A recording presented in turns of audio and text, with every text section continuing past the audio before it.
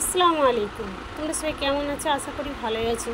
মুসাম্মা ব্লগের সবাইকে জানাই ওয়েলকাম। তো বন্ধুরা, তোমরা হয়তো দেখাবে যে সকালবেলায় চা চিড়ে কেন দেখাচ্ছে।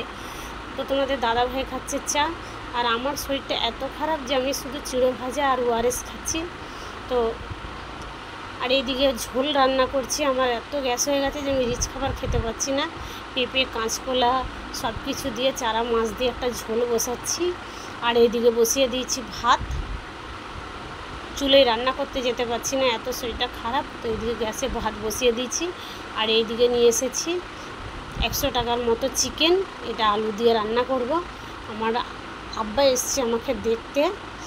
তো শরীরটা এত খারাপ, ওর মধ্যে কী করবে, মিক্সার মেশিন তো নেই, শিলের মধ্যে মশলা বানাচ্ছি। আর এইদিকে আলু দিয়ে এটা কাটলেটের মতো বানালাম। পুরো প্রসেসটা দেখাতে পারি না, বড় ভিডিও হয়ে যাব বলে। তো এই যে আব্বা এসে গেছে, আব্বাকে শরবত করে দিয়েছি, তারপরে নাস্তা দিচ্ছি।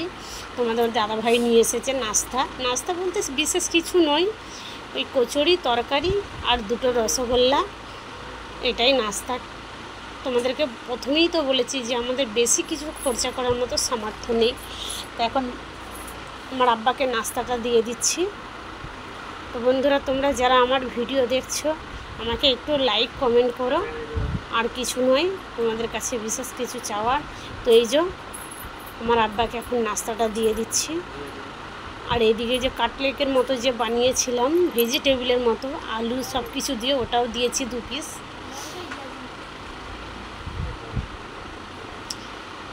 তো এই যে আমার আব্বাকে দিতে যাচ্ছি খাবারটা।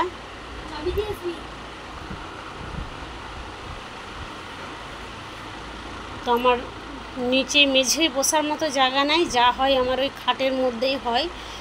তো এইদিকে আমার আব্বা সবজি বাজার নিয়ে এসেছে।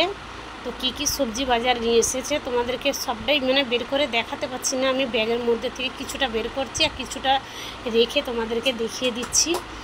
তো এই যে আবার কুরকুরে নিয়ে এসেছে, বিস্কিট নিয়ে এসেছে, আর এখানে আছে ব্যাগেতে লাউ শাক আর কলমি শাক। ওইগুলো আমার ভাবি নিয়ে এসেছে, দিয়ে পাঠিয়েছে, ও ম্যানেজ করে। বাপের বাড়ি এখন লাউ গাছ বড় হয়নি। তো এইদিকে বরবটি, পেঁপে, কাঁচকলা, ভেন্ডি, বেগুন, কচু, করলা, বাদাম, অনেক কিছু সবজি নিয়ে এসেছি, কাঁচা লঙ্কা। তো এই যে বাপের বাড়ির গাছের পেয়ারা তোমাদেরকে দেখানো হয়নি, আমি একবার গেছিলাম তো দেখানো হয়নি। পেয়ারা গাছ, আরও কিছু অনেক কিছু গাছ আছে, তোমাদেরকে দেখানো হয়নি। তো আমি অন্য কোনো ভিডিওই দেখাবো। তো এই টিফিনটার মধ্যে দিয়ে পাঠিয়েছে আমার মা দেশি মুরগির ডিম। এদিকে আমার বড় ছেলে অনলাইন থেকে একটা পাঞ্জাবি অর্ডার করেছিল।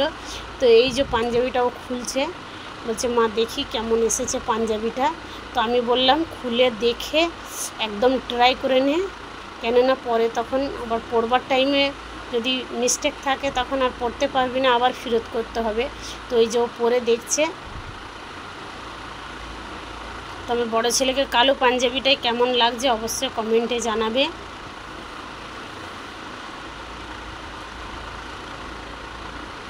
তো দেখো ভিডিওটা কেমন লাগছে। এই যে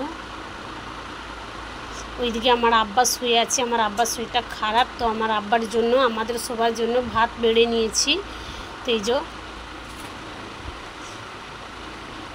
আর শসার সালাড করেছি, আর ওই ঝোল আর মুরগির মাংস রান্না। এই যে আমার আব্বাকে খেতে দিয়েছি। হ্যাঁ বন্ধুরা, তোমরা হয়তো বলবে তোমার আব্বা এরকম করে বসে খাচ্ছে কেন? না, আমার আব্বার পায়ে অসুবিধা, ওর জন্য বাবু হয়ে বসে বা করে বসে খেতে পারে না। এইটা হচ্ছে আমার বাপের বাড়ির পেয়ারা, একদম 2টো পেয়ারা একসাথে জড়িয়ে হয়েছে। তো বন্ধুরা, তোমরা সবাই ভালো থাকবে, সুস্থ থাকবে।